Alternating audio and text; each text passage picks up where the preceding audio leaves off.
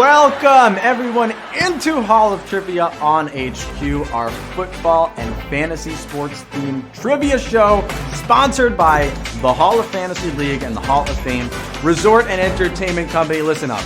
My name is Jeff Eisenband and I will be your host tonight, our final night of our football-specific trivia this season. It has been my greatest honor to talk trivia with you all for these last few months, and tonight we finish the season off with a $10,000 show all about Super Bowl 55, which just happened this past weekend. Double entendre on purpose. Listen, the Super Bowl, we at HQ, we hosted our first ever Super Bowl Squares for you all, and let's talk about it. We were blown away by your enthusiasm and interest. Unfortunately, look, the problem was we only had 100 first come, first served spots available. I saw all of your tweets personally. I want to take the positives away from this experience. It's clear that you sports fans love some friendly competition. You also like prizes and money, and it makes it fun. We had the Starts at Fantasy Pick and Pool, we had the Super Bowl Squares, and I can say with certainty we will have more contests moving forward. So stay tuned for those. Your feedback has been heard. March Madness is coming up. I'm just saying, if you have some ideas, put them in the chat or send them to us on Twitter. We'd love to hear them. Now a quick shout out to our winners of those Super Bowl boxes. Emma Bell took the first quarter. That was 25 erasers. At halftime, it was CRH getting some special edition Hall of Trivia stickers. Jello Cosmos, what a performance, won the third quarter and the final score, which resulted in 50 extra lives and a Hall of Trivia hat. I haven't even seen these hats, but I'm excited to see them, and that'll be coming. So congrats to you all. Congrats, Jello Cosmos, there at the end. Now it is time. Let us do that trivia. I'm going to ask you 12, not 10, but 12 questions tonight about the NFL in this past week in fantasy football. All of our questions are powered by our friends at Sport Radar. I know you guys were talking about it. I saw people saying they were studying the game, watching the Super Bowl game film over. If you get all the questions right, you and whoever is left will split the prize pot of $10,000. You heard that right. It's $10,000 tonight. So let's get ready for kickoff. This is a big one. We want to make this finale count more so than the Chiefs did, just being honest. Q1. Which team played the Super Bowl on their home field? The Bucs, Chiefs, or neither? Bucs, Chiefs, or neither? We couldn't figure out a third team to throw at you in this question. So is it neither? Didn't you hear how loud those cardboard cutouts were? For the first time ever, a Super Bowl host team actually made the Super Bowl, even if it was only a limited amount of Bucs fans that were allowed in. That's right, Tampa Bay is where it was. Raymond James Stadium. I used to think Raymond James was a person. It's actually a company. 23,656 of you got that. Most Bucs fans probably haven't even seen Tom Brady play in person in a Tampa Bay Buccaneers jersey. But he says he's coming back next year. And we're moving on to Q2. Which of these players was named Super Bowl MVP? Rob Gronkowski, Tom Brady, or Leonard Fournette? All three play for the Bucs. All three were really good in this last game. Fournette, the guy the 1-15 Jaguars didn't want, because he kind of forced himself out, was one of only two players to go over 100 scrimmage yards in the game, along with Travis Kelce on the other side. But it was Brady. With his fifth Super Bowl MVP, he lifted that at the end. 23,073 of you got that right. I see 878 said Gronk, right? He said, look, Gronk, I got 4 of these already. You can take this one. But nope, he's got 5 now, hanging on his mantle above his fireplace. Q3. Which of these players scored the greatest number of points in the Super Bowl? Harrison Butker, Antonio Brown, or Rob Gronkowski? This is the player who scored the most points. You know, kickers are sneaky. The top 8 scorers in the NFL this season were all kickers. But in this game, it was Gronk who was the man. He had those 2 touchdowns. That puts him ahead of Harrison Butker's 9 points. Ryan Suckup had 7. Antonio Brown had just 1 touchdown. You guys are stellar through 3, quarter of the way through. 21,372 of you. Moving on to Q4. What song did The Weeknd play to close his halftime show? Can't Feel My Face, Blinding Lights, or Call Out My Name? We said this would be a Super Bowl show. This was part of the Super Bowl. The halftime show is an imperative part of the Super Bowl. Naturally, the weekend opened with Call Out My Name, even if it was a Sunday. Midway through, he threw it back with Can't Feel My Face, and it was at the end that he brought out Blinding Lights, which I feel like we hear on the radio all the time. 19,089 of you got that right. Those of you that didn't, this was you trying to figure out the answer. That's, I'm trying to be a meme right now. All right, Q5. Before the game, what coach appeared in hologram form on the scoreboard at Raymond James Stadium? Knute Rockne, Vince Lombardi, or Tom Landry? You know, this one is interesting because Coachella did hologram Tupac a few years ago, and now it's the NFL's turn.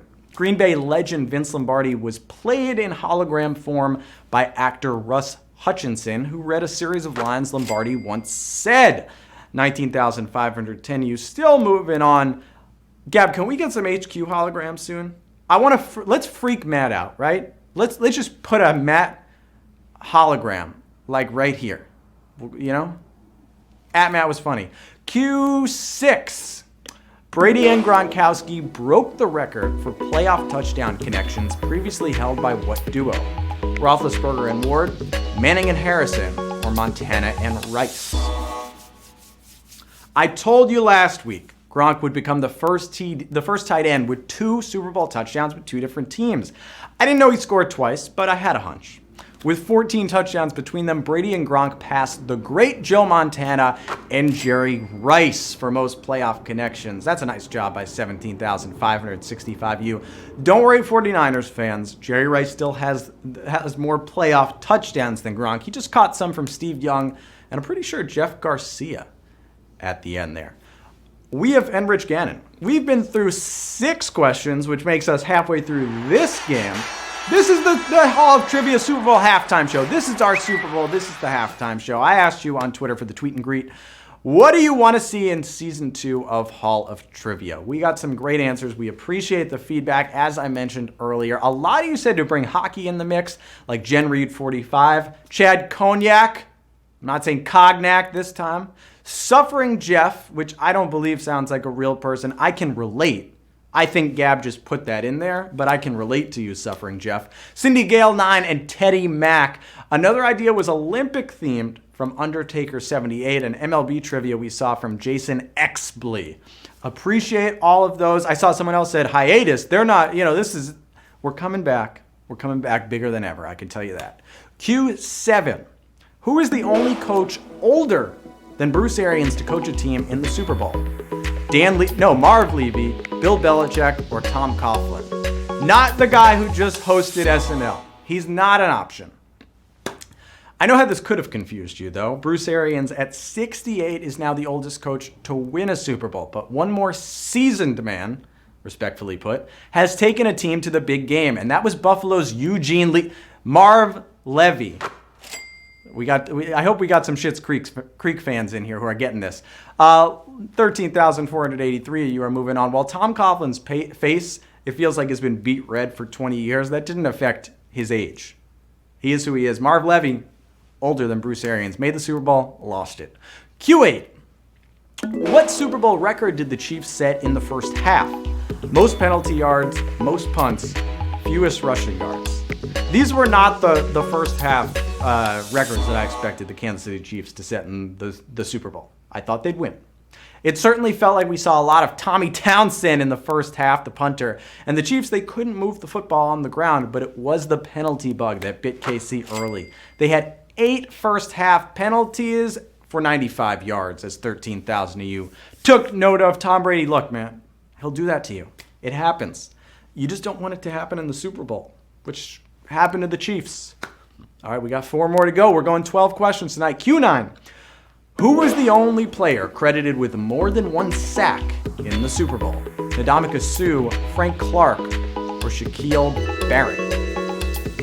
Suh, Clark, Barrett.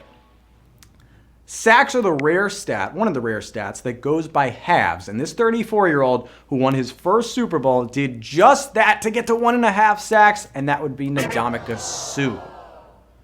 I was hoping that would be a sack question. Not quite. A lot of you took Shaq Barrett. He had 1. Frank Clark had 1. I don't think Ndamukong Suh stepped on 1.5 heads in this Super Bowl, but his storied career gets him a Super Bowl title. That knocked out a fair amount of people. See how many people use that extra life. Q10. Which of these players did not have a rushing attempt in Super Bowl 55? Tyreek Hill, Scotty Miller, or LaShawn McCoy? Remember, this is not the last question. We got 2 more after this for you folks. These guys don't get another attempt, though. Scotty Miller, despite having the biggest play in the NFC Championship game, didn't have a target in the Super Bowl. He did, however, have 1 rush for -3 yards. Tyreek Hill got his standard 1 rushing attempt for the Chiefs, but LaShawn McCoy got nothing. Now, I want to say 114 of you. Nice job getting that right. That's now 2-time Super Bowl champ Shady McCoy. He did not play a down in the last 2 Super Bowls. He walked away with both with a ring. Nice job, Shady. Q11. In his Super Bowl MVP acceptance speech, who did Tom Brady shout out first? His wife, his teammates, or the Bucs owners? 3 options. 3 important people in Tom Brady's life, right?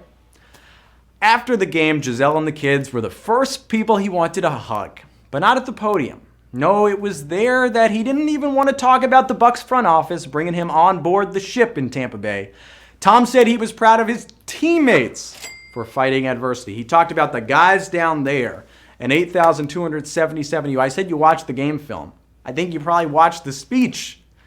And you got that one right. So nice job. You're headed to the final question. That is Q12 tonight. I'm getting emotional here. It has been, I've said this has been so much fun. We're not stopping. We're just stopping with football season. This is the first season. And this is Q12. Travis Kelce became the second player with 3 straight 100-yard receiving games in a single postseason. Who was the first? Jerry Rice, Julian Edelman, or Larry Fitzgerald?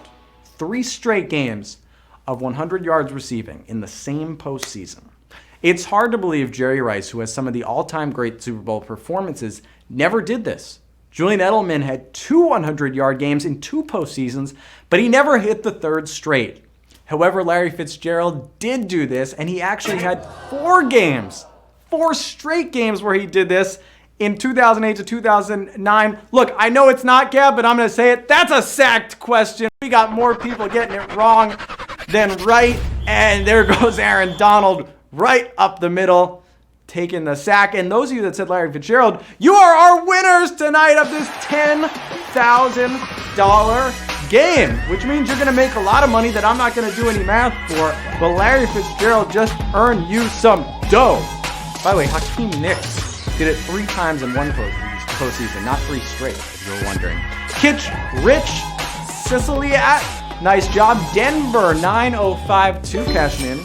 We got a lot of 294s. Collingwood, Robbins Dose, Robbins 2, Lucky 5757. You were more than lucky tonight. You did this on your own. FSK Kodu, Douglas B, Watson Bean. How about J Double Cuts off from you there, buddy. Chase has got a great dog picture. I like it.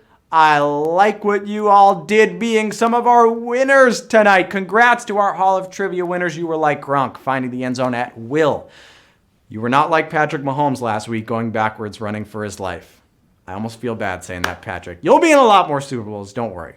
Once again, folks, this is the last Hall of Trivia show of the football season. The last few months have been a blast for me, and I appreciate all of you accepting me into this HQ hosting world. There was some slight heckling, but hey, you got to earn your keep out there in these trivia streets. Trivia doesn't build character.